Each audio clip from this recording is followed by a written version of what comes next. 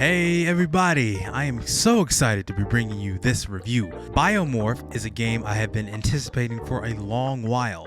I first talked about this in my video about upcoming Metroidvanias to the Switch, and then showing off the demo in a video I made at the end of last year. Fun fact, that video was added to the Biomorph Steam page as broadcast footage, so maybe you have seen it already.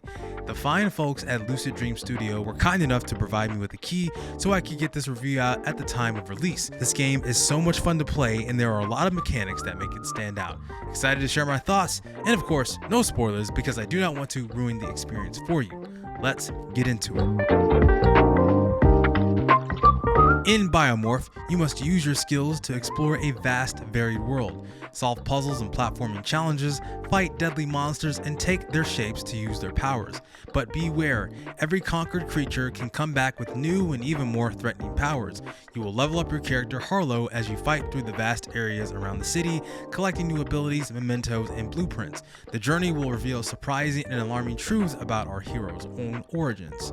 So technically, you don't just play as Harlow because you also control your sidekicks / arms named Eni and Zeki, who have their own distinct personalities, with Eni being the more aggressive and Zeki being the more level-headed. Harlow has a calm and nice personality and is always willing to help, mostly because they are trying to figure out who they are and their place in the world. I start off talking about the characters because there are a lot of them to meet in this vast and interconnected world.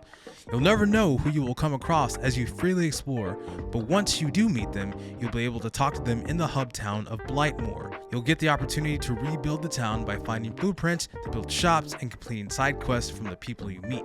Each quest has its own angle, and it's fun to see Harlow, Eni, and Zeki have their own thoughts and opinions. The dialogue is both humorous and heartwarming. One minute you are helping a mother find their lost child, and then the next you'll be talking to a member of a cult and even dealing with a group of bandits. So what are the gameplay mechanics? I'll save the big one for last, but there are several. Obviously, since this is a Metroidvania, you will acquire abilities that will help you traverse the world. You start off with a standard attack that is equipped as a chip, a jump, and the ability to liquefy. Liquefaction acts as a dodge and a way to reach tinier spaces. You do have a dedicated heal button that will drain the red containers at the bottom of your health bar. You can refill these by hitting enemies or going to a save point. At first, the healing is slow, but that can be mitigated by equipping mementos, which acts as buffs and other passes. The memento slots are limited but can be increased. I mentioned that your attack button is a chip because there are other chips that can be equipped to add to your 3 attack slots. They range from arrows to missiles, a shield, or even summoning a little buddy to help you fight. Now, the biggest and most unique mechanic this game has to offer is the titular ability to biomorph. In one of my videos, I mentioned that this is kind of like Kirby and Mega Man, but as I've played this game, it's far more than that. When Harlow beats one of the many monsters, they will absorb their corpse to literally become the enemy. There are slight variations to the design, but you are what you killed. You gain all of the abilities of the enemy, which allows you to fight and move around as them. The enemies you biomorph into are relevant to how you get around obstacles. To take it even further, there is a bar that fills up every time you morph into the same enemy.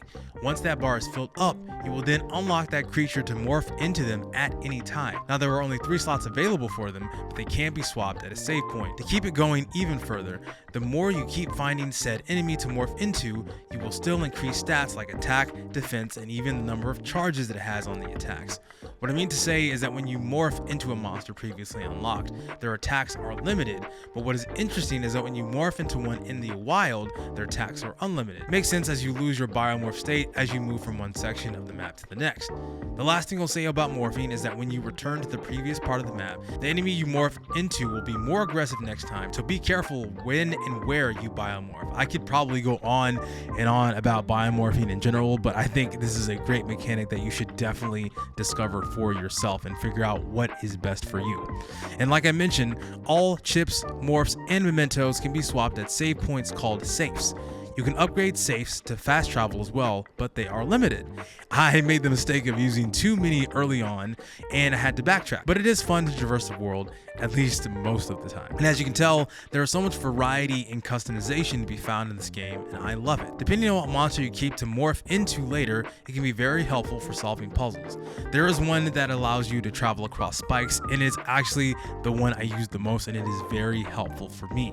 And not to mention, it has high attack AoE potency. It would be a huge bummer if the monster designs did not look good in a game this in-depth, but I'm happy to say that they did a great job. Each monster has its own lore and narrative as to why it exists. It adds to the level of immersion that was already there from meeting all the characters. There's also a fair amount of boss fights. Some are optional, but I'm not sure how much I knew that at first. A good amount of times I would be running through the level to fight a boss, and then 5 minutes later, fight another one as well. Not really 5 minutes, because some of the bosses are actually kind of hard, especially early on when you don't have all of your abilities, but you know what I mean. The devs created such a vast world, and they want you to know that, especially when the camera zooms out to show you the background. There's also some impressive visuals, from my favorite being the title of the game and when the title of the area popped in. Kind of pixelated, almost like particle effects, so you'll probably see it on the screen as I'm mentioning this right now. Bosses and just regular Ferox enemies, were just these blue monster looking types, have an impressive amount of detail shown. Some can be kind of grotesque at times, but not really in like an HR Geiger sense. There's a good blend of organic and mechanical materials that are expanded on in each section of the map. I did have a few issues with the game though. Sometimes the music would cut out at random in certain areas. Must be a bug, because it would come back when I moved to a different room of the map. It wasn't consistent enough to be a problem, but I figured I would point it out. What was a problem is that there seemed to be a game crashing bug in a particular part of the game. It was around when I was crossing a bunch of sentinels, which are essentially these giant robot-like creatures that you can see in the distance and in foreground, which serve as obstacles for this particular part of the level. But this bug only happened on my PC, and it didn't seem to happen on the Steam Deck, so your mileage may vary, although the game still runs very smoothly despite these issues. I mentioned this earlier, but really make sure you think twice about the upgrades to the save points for fast travel, because you may find yourself frustrated with backtracking if you run out. This certainly happened for me later on, but luckily you will be able to get more after obtaining the right blueprint. This is not a knock against the game personally, but it bears worth mentioning again because I think this is a good gameplay design, but definitely something you need to keep track of. Lucid Dream Studio nailed Biomorph. This is a fantastic addition to the Metroidvania genre. From its impressive designs to the challenging and varied combat and the incredible hook of the Biomorph skill, this game deserves a lot of praise. I'm glad they took their time to put out such an amazing game.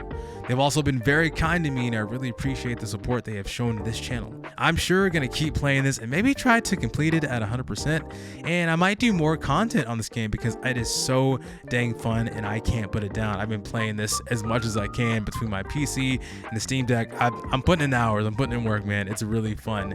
And maybe I'll stream it, I don't know, who knows, but we'll just have to see. But what do you think of Biomorph? Will you be picking it up after watching this review, or are you still unsure?